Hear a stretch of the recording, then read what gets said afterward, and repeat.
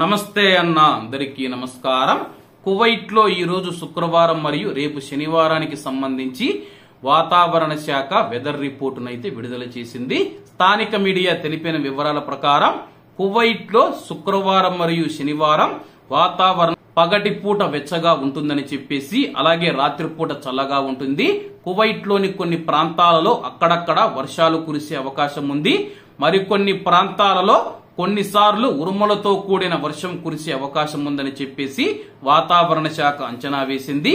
శుక్రవారం సాయంత్రం ప్రారంభమై శనివారం ఉదయం వరకు అడపాదడప వర్షాలు పడే అవకాశం ఉందని చెప్పేసి వాతావరణ శాఖ డైరెక్టర్ దరార్ ఆల్ ఆలీ గారు స్థానిక మీడియాకు తెలిపారు.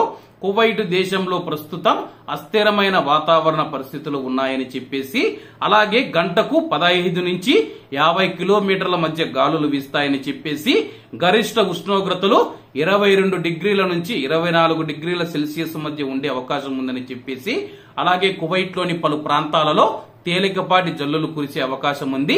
అలాగే కువైట్ లో ఉన్న మన భారతీయ డ్రైవర్లు ఎవరైతే ఉన్నారో ఇట్లా చిరుజల్లులు పడినప్పుడు వాళ్ళైతే బండ్లైతే కడగాల్సి వస్తుంది.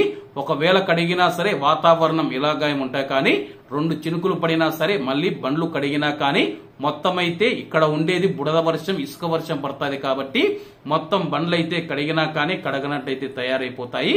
కాబట్టి కువైట్ లోని ఇళ్లలో పనిచేస్తూ ఉన్న డ్రైవర్లకు ఇలా 2 చినుకులు పడినప్పుడు సవాలుగా మారుతూ ఉంటుంది. ఏది ఏమైనా సరే 2 రోజుల్లో వాతావరణం ఇలా ఉంటుందని చెప్పేసి వాతావరణ శాఖ తెలిపింది. కాబట్టి అందరూ బాగుండాలి, అందులో మనం ఉండాలి. అందరికీ నమస్తే అన్న, జై హింద్.